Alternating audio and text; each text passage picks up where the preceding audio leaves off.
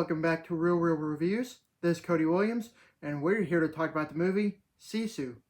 It is a historical action film set in Finnish Lapland during World War II following a gold prospector who attempts to secure his gold from a Nazi death squad. When I first saw the preview for this movie, I was thinking, hey, this reminds me a lot of John Wick took place back in that time period. Sure enough, I just got done watching this movie, and I'm ready to talk about it. The movie's story follows during the last desperate days of World War II. A solitary prospector crosses paths with Nazis on a scorched earth retreat in northern Finland. When the Nazis steal his gold, they quickly discover that they have just tangled with no ordinary miner. No matter what the Nazis throw at him, the one-man death squad will go to outrageous lengths to get his gold back, even if it means dispatching every last Nazi in his path. You know what? I'm gonna say it. I freaking love this movie. It goes to say that this is easily one of the best action movies of the year that I've seen so far. It's an explosive, no-holds-barred action film that's filled to the brim with entertainment value. There are a couple of things that don't quite sit well with me, and of course I'll get to that later. For now, I want to talk about what the movie does great at, whether it be its many exhilarating action set pieces, top-notch special effects, the very effective simplicity of the story, wondrous-looking cinematography, and lastly, the amazing acting.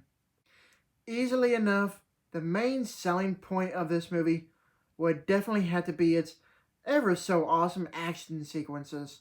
Without going into actual details, I think the ideal way to describe this movie is that it's like a culmination of John Wick, Rambo, and Wolfenstein all put into a blender.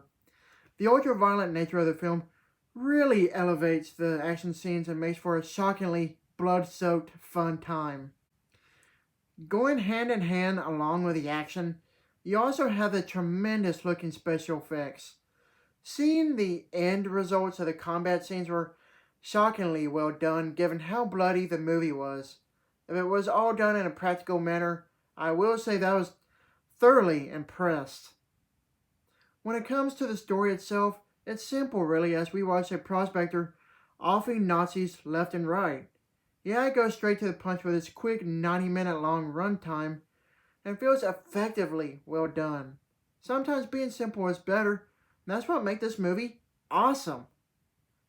As for the visuals, I was completely stunned by how amazing the movie looked. It's shot on location in Lapland, Finland, and I really loved how much the beautiful scenery was utilized for the filming. The camera work itself is magnificent, especially with how some of the shots were framed. For a man of few words, I was really impressed with the actor that played the lead character. If I mispronounce his name, I do apologize, but I thought Jorma Tommila was fantastic as the Nazi-slaying gold miner. With his very strong performance as the character, his actions spoke more than what words could have ever provided. There are a few things with this movie that ultimately bother me, so I'm going to get right to it. First off, I do think some of the editing was a little choppy with the way it was done. I tried to overlook it, but I just couldn't do it.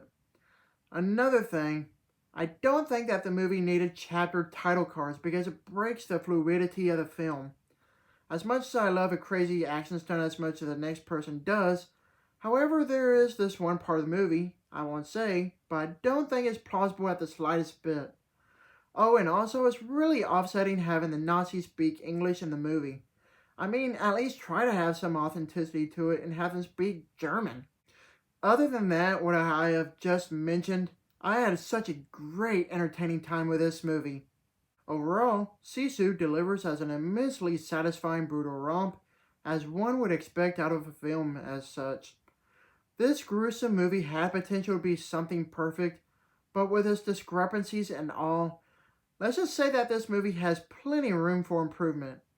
If anything, this movie is considered above average at best. I give this movie a B+. Thank you for watching, and don't forget to like and subscribe to my channel to keep up with my real